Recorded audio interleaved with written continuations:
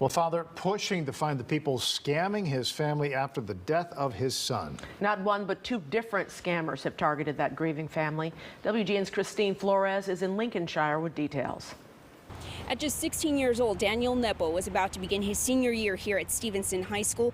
Now his family is mourning his loss and the frustration of two different scams.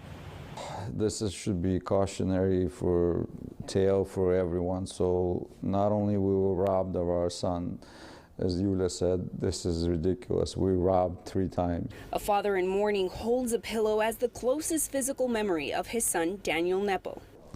He was hugging, that's his pillow. He has another pillow that he would just lay his head on, but this is the one that he was hugging. So it's mine now. Daniel died by suicide last Wednesday. A few days later, a family friend notified them of a GoFundMe account which was created with a copy and paste description from Daniel's obituary. We started flagging, Irina started flagging the report, GoFundMe, take this down, it's a scam.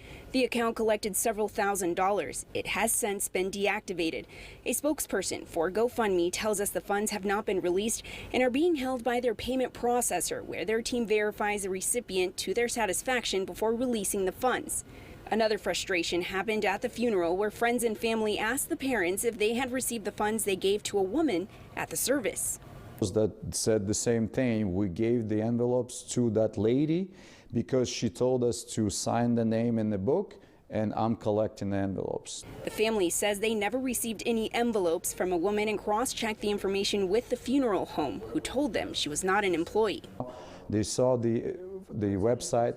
There was a big traffic on social media, and they probably thought there's going to be a lot of people. They scouted the place, they saw the funeral, they scouted the number of people, they realized, oh, that's a good hit.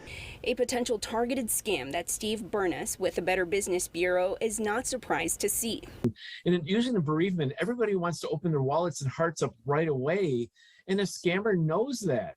And that's why they do these particular types of scams, because you're in a bereavement period, and it's usually taking advantage of the friends, but it's also taking advantage of the bereaved families as well. For Daniel's family, sharing his story is about raising awareness for families and teens to seek help if needed and sending a message to those responsible. Parents should not be burying their child. It should be the other way around.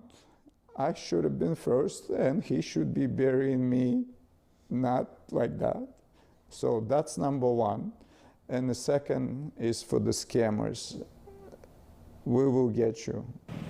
The family has since filed a police report and acquired an attorney. A spokesperson with GoFundMe tells us that anyone who donated to that account can contact them for a refund. At the same time, the Better Business Bureau is encouraging people to report these kinds of scams, which are tracked on a larger scale. For now, reporting in Lincolnshire, Christine Flores, WGN News.